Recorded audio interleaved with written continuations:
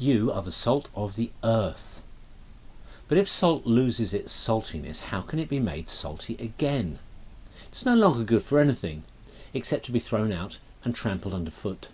You are the salt of the earth. Now, salt changes the flavour of what it's added to. It makes the flavour better. Salt has an influence. Jesus says that this is our role in a society, to be an influence.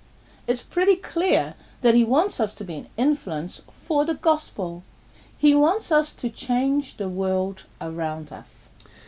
But as a church, we've never seen that as the limit of what it means to be salt.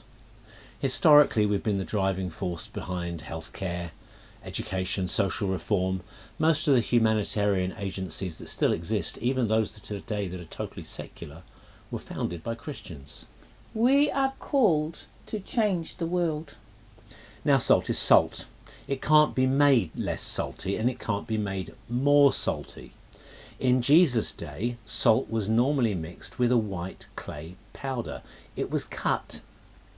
If it got wet, the salt would dissolve in the water and leach out, leaving only the clay. It became useless. So it was thrown out on the path, because path is all it was. Jesus is saying, don't lose your values. Don't lose what makes a believer a believer. What makes you, you. So what does make you, you?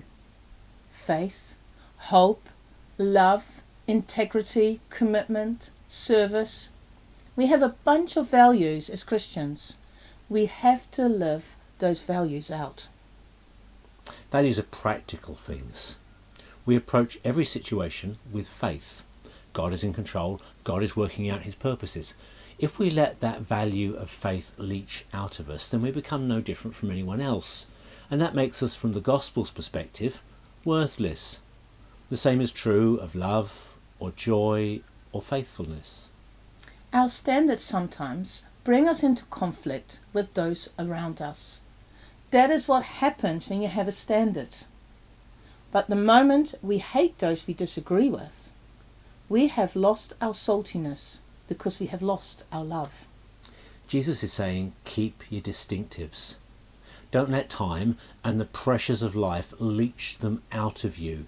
Don't let the world influence you with its values. You influence it.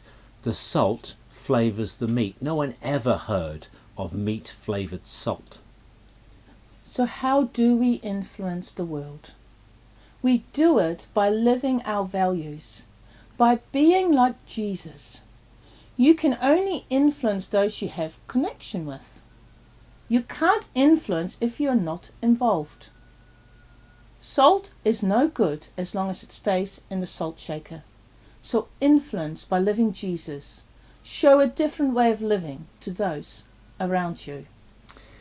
At the moment, everyone is on edge. No one knows when we're going to come out of lockdown, and tension is all around us. All the more time to let faith, hope and love control our lives, and to let them influence those who are around us. It's times like this that we can really make a difference.